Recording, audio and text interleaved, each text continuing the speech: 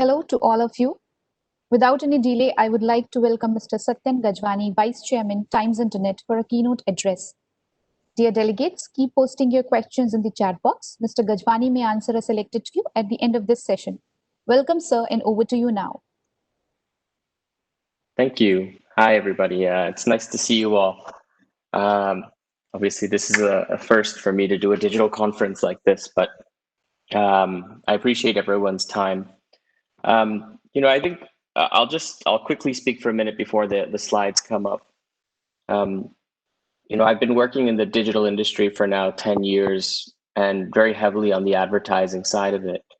And having seen it evolve and change over the last decade, I think a few, while we've seen the medium expand in so many different ways, when I thought about what I really wanted to talk about today, I felt like there was this one area that digital advertising hasn't yet been able to solve for, which is trust. I think digital advertising has expanded in scale, it's expanded in performance, it's expanded in the mediums that we offer. And yet, particularly in a market like India, it feels like there's still a gap from digital media really achieving its full potential because we still run into this issue of trust.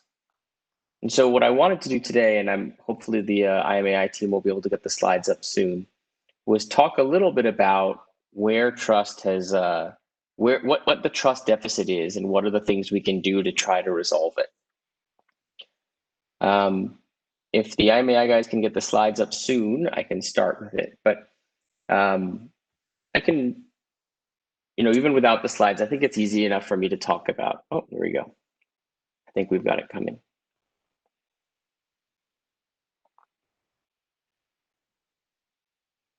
Could you click full screen on your side, guys, on the IMAI guys side?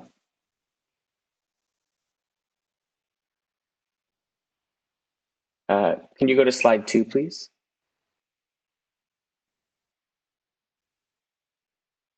And if you can make the screen full screen, that would be great. If you can just click view full screen in the upper left.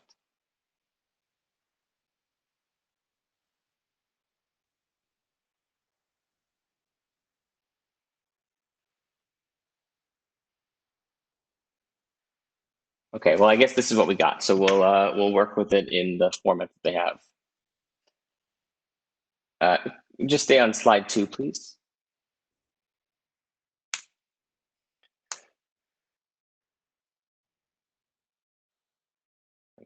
So, a friend was talking to me once about, and I grew up in America. I moved to India about 15 years ago, and so it was always a bit of a learning for me. But one of the things that he told me was that India is a market of trust deficit, and that's why brands matter.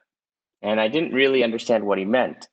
But the example he gave me, which really stuck out, was he talked about the Kirana store and about how even in a market, one of the biggest insights that FMCG companies had in India was the power of the rupees 1 sachet. Because in the deep psychology of the Indian consumer is a fear of being swindled, conned, manipulated, oversold, underdelivered. As a consumer, we're famous for having micro purchasing habits like this because of a fundamental concern around trust. And for that reason, if you go to the next slide, when we think about marketing and advertising, we really try to overcompensate for trust. We put celebrities in our advertising to validate what we do. We sponsor big marquee events because it makes our brands look credible, and we buy the front page of the newspaper at expensive prices because ultimately it gives us a belief that we're doing something that's worthy of trust. It demonstrates credibility, it demonstrates substance, and it demonstrates longevity. We demonstrate that we're a brand that's willing to spend at these kinds of levels because we care about our reputation more than we care about our specific bottom line this month. Ultimately, when you see a brand in a super premium position like this, you believe it's a brand you can trust. And today, more than ever before, with the amount of new products that we're getting exposed to and offered every day, the challenge for consumers to know what they can trust and what they can't trust is only larger. We today get new offers for all sorts of loans, gadgets, new online services, new ways to consume content, new ways to buy things, new services to deliver things, new ways to learn, new ways to have fun. And with this exponential growth in services being offered to us, a fundamentally distrusting consumer struggles to know which are the things that they can trust. Go to the next slide. Now, traditionally, trust has been solved by advertising. But even as consumption has moved online, and as we see more and more of experience moving online, trust has lagged in that transition.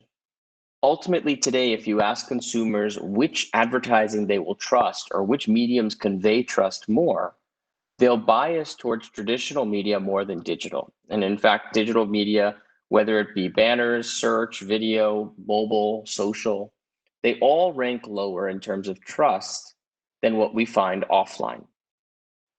And so if I were to summarize what the problem is in one sentence, it's that the online medium's job has never been to demonstrate and provide trust. It was only to help you convert. So you built trust with offline, you built credibility with offline, and then you came online to get a transaction done, to get a lead generated, to get a click done, whatever it may be. But you never really built trust online. Now, that doesn't actually matter. And that could be actually a very collaborative way for online and offline to work. If we go to the next slide. But what's happened now is that the divisions are blurred, particularly in a time like now where digital consumption has just rapidly accelerated. It's becoming increasingly clear that digital, for a certain set of customers, is becoming the increasingly primary way in which they consume, connect, and discover. And so while the old model of building trust offline and then converting online might have worked, as people spend more and more time online, the burden and challenge for advertisers is now to think about how can you build and define trust online. And so today, what I wanted to talk about were some of the trust deficits that we see today in digital advertising, both for consumers and for advertisers, and talk about some of the ways in which we're seeing solutions emerge, some of the actions that we're taking at our Times Internet to both communicate a message and build trust with our consumers at the same time. So let's first start with the advertiser. You can jump to the next slide and then the slide right after that, actually. So let's talk about issues of trust for the advertiser. We can go to the next slide. One very basic area of trust deficit that we face is fraud. In 2019, ad fraud cost the industry over $30 billion globally. And the problem is that in a model and an ecosystem where performance is so heavily weighted, we run into situations of gamified clicks, conversions, and anything that can really optimize to drive that next conversion element. This is an issue that ultimately undermines trust in the medium for advertisers because all sorts of data can get output telling you what conversions and how many impressions happened. But it doesn't ultimately move the needle when you know that underlying it all, there's risk of fraud being there. For us at Times Internet, we recently tested a campaign where we experimented with different mediums, and one of them was that we went aggressive on trying affiliate pure performance networks. But we used our own internal fraud detection tools that we built in-house to see what was happening. And we found that in some cases of some affiliates, we found over 70% of the activity was fraudulent. Now, there's no way that a medium can build trust if there are even pockets of its consumption that fall into that pattern. We can go to the next slide. The second issue that we run into is brand safety. Now, one of the differences about digital medium advertising versus every other one is that there's such a high preponderance of advertising that goes towards user-generated content. In television, in print, and in radio, we make sure we don't have these risks of running into brand unsafe environments because there's thoughtfulness about what am I programming my advertising against, I have trust that the publisher who's producing the content is applying their mind and judging judiciously where is the right place for my ad to present itself. But this doesn't happen online. And ultimately, even as platforms get better at trying to moderate UGC content, trying to develop brand safe packages, the fundamental nature of exposing yourself on a medium where anybody can upload anything creates risk for brand exposure. And as long as that risk is there, trust is always an issue. And so, as much as we think about the power and the medium and the scale of what digital can provide, we have to equally think about the degree to which brand safety undermines trust in the medium as a whole. We go to the next slide. Particularly when we think about news and the type of engagements that people are having around information, it's increasingly clear that we have a fake news problem. Now, fake news can mean all sorts of different things, but ultimately the biggest issue that we run into is the same one, which is that platforms where users can share anything today actually incentivize sharing incendiary content and content that isn't necessarily verified for accuracy. And so both as a consumer and as an advertiser, it creates a fundamental issue if we're contributing to an economy that propagates fake news, and if we're associating our brands with content that is actually misinforming the average consumer. And if we go to the next slide, the last thing that I think has actually, in a very ironic way, undermined trust is the very thing that actually built trust in digital advertising. What do I mean by that? The reason digital advertising took off so successfully over the last 10, 15 years has been its ability to be attributable. And today, to this day, it gets valued because of its ability to give you hard data on engagement, clicks, conversions, activations, sales. And there's no other medium that can quantitatively give you that level of performance. But what's also happened, particularly in the last 5 to 7 years, has been that we've become a bit over-reliant on the data. And we've compromised accuracy at the expense of precision. Recently, the CMO of Adidas spoke and said that we've actually overly focused on digital attribution. And we over-focused on performance marketing because it showed us short-term results. And we underestimated the impact of top and mid-funnel marketing. So what happens is, while performance marketing gives us the short-term boosts that we need, it doesn't necessarily move the long-term needle of where our business needs to go. Another speaker, a partner at Andreessen Horowitz, a famous venture capitalist firm in the US, Andrew Chen, spoke about how he's seen startups actually die because of becoming addicted to paid and performance marketing. Because it's such a nice drug to see that when I spend X, I get Y result. But that short-termism and that short-term nature of digital marketing, and particularly performance marketing, actually has compromised the long-term goals of brand development and trust at the same time. Now let's take a step and look at it from the consumer's angle for a second. Can we go to the next slide and the one after that? The biggest issue for consumers with advertising has to do with data, targeting, and tracking.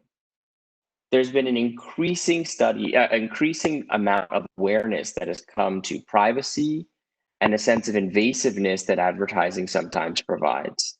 A study by HubSpot Research recently found that 79% of respondents felt like they were being tracked in a way that felt uncomfortable.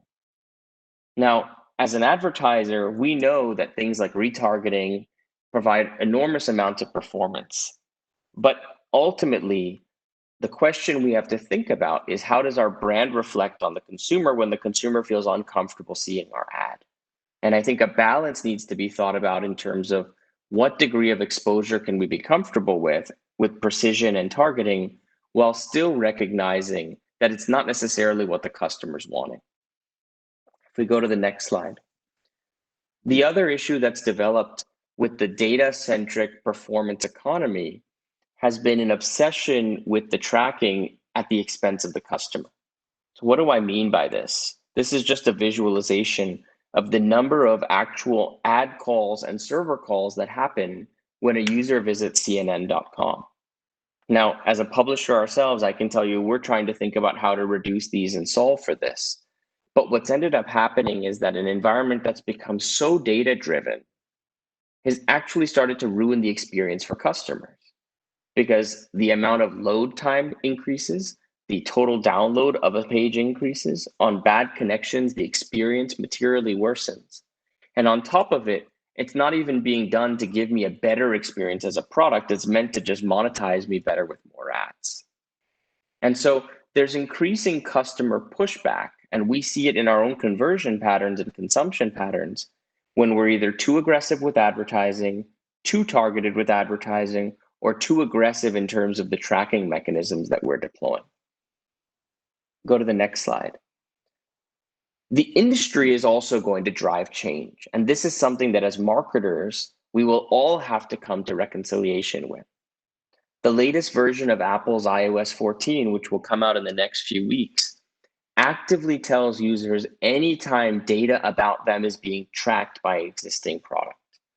It will go into excruciating data to make consumers explicitly aware of what's being tracked, when it's being tracked, and what data is being attributed to you as an individual.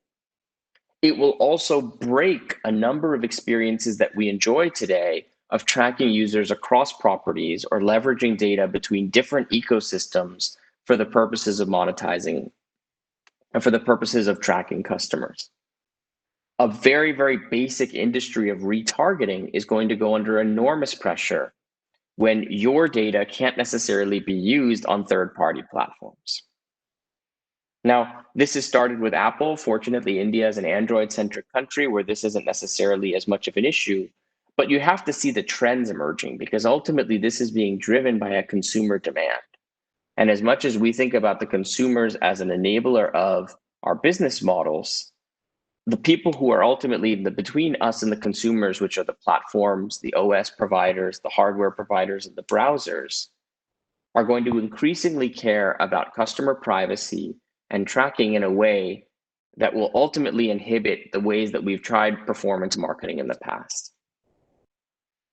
And then the last thing I want to talk about in terms of how consumer trust is starting to get eroded with digital mediums, and specifically with relation to advertising, is about the context where our ads are showing.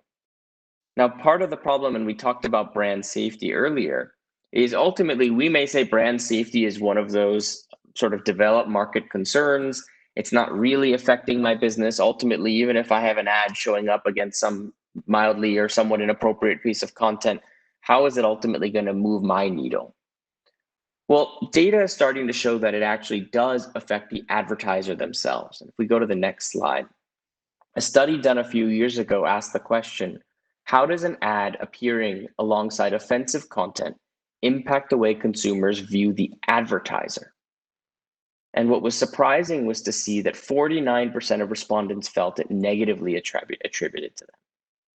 Now, when you look at your performance funnels and your conversion numbers, this is not going to show up, because ultimately you'll see some CTR be X and then a conversion of CTR into this and into this and into this and so on.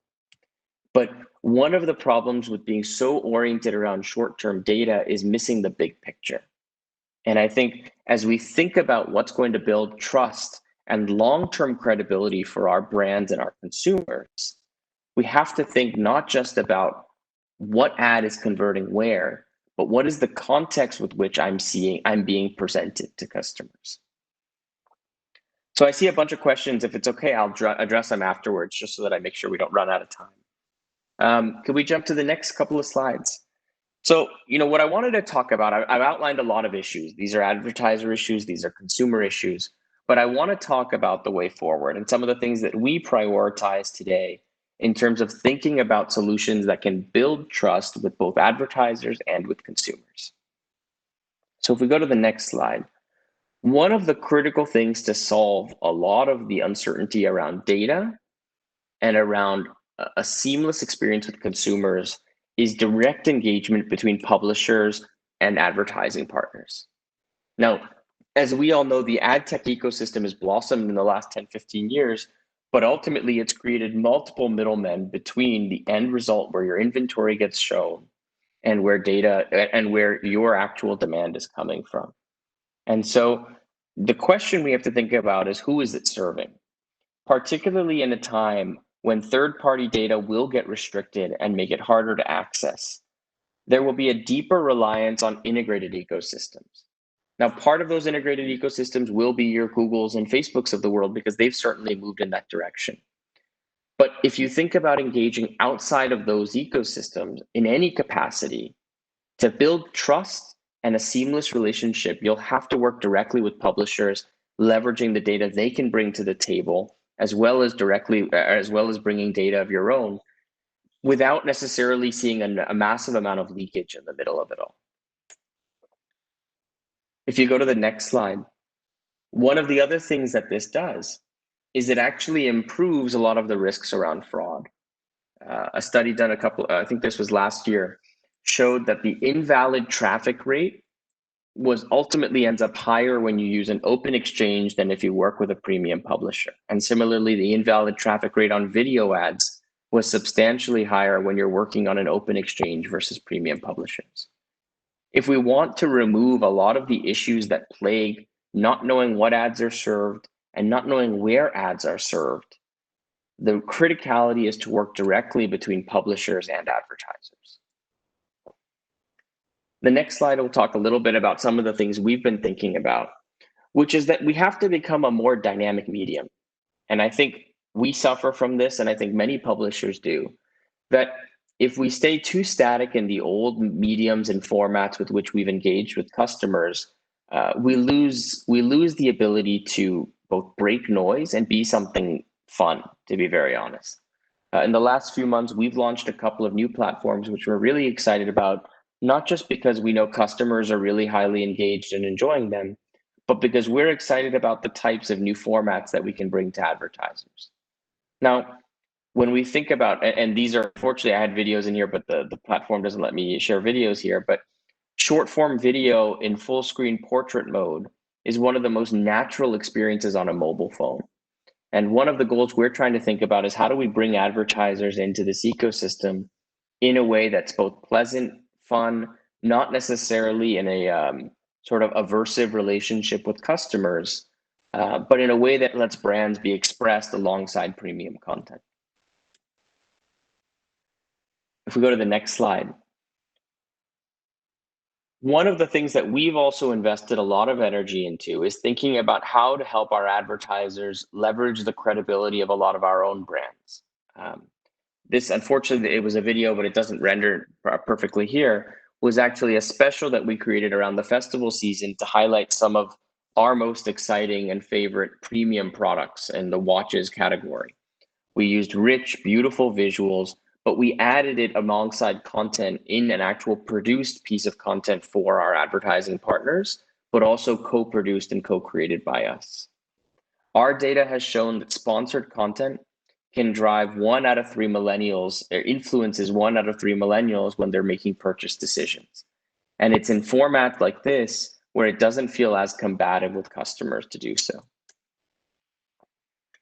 We've also found that, if we go to the next slide, that having your brand positioned in reputable, highly powerful and influential contextual spaces can have a massive lift on mid-funnel metrics, and ultimately those drive your long-term conversions.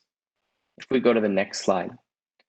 Ultimately, what we're talking about when we think about saying, look at this as a whole funnel rather than just a performance and looking at it short term, is moving away from marketing efficiency towards marketing effectiveness. And we think that if brands think about investing in their digital marketing strategies from the top of funnel down to conversions, and not just looking at optimizing for short-term metrics, but understanding how things affect brand affinity, brand trust, and brand reputation, they'll see more results. If we go to the next slide. Now, to do this, the truth is there aren't a lot of platforms that can provide significant enough scale to make it work. And we're fortunate at Times Internet to be one of the few platforms that really does have the level of diversity and scale that can drive meaningful impact. Next slide. Today, we reach 8 in 10 Indians every month according to ComScore's latest data. Can we go to the next slide? We reach 8 in 10 Indians every month, and outside of Google and Facebook, nobody else has the level of scale we do. And while we obviously think of ourselves amongst a larger ecosystem, the big difference is that when we think about our traffic, we're building it in places that are highly trusted, premium environments around established, editorially curated or created content, and at scale that can actually deliver for our advertising partners. We go to the last slide, please, or the next slide. We're in the business of helping our advertisers effectively communicate to customers. We've been doing it for a long time, but I think an increasing requirement for us and for our partners is to think about how, alongside conveying a message, we're helping to build trust. And I think if we work together in terms of leveraging trusting spaces, direct relationships, thinking holistically about marketing, and leveraging the best and most impactful formats we can make a big difference in actually making digital advertising not just a conversion vehicle, but one that can actually influence, shape, and build credibility and trust for our partners. Thank you very much. We can go to the next slide. I want to answer questions, but I've been told time's up. So there are unfortunately a bunch of questions. I don't know if, I don't think I'm going to get a chance to answer them, but thank you everybody for listening nonetheless.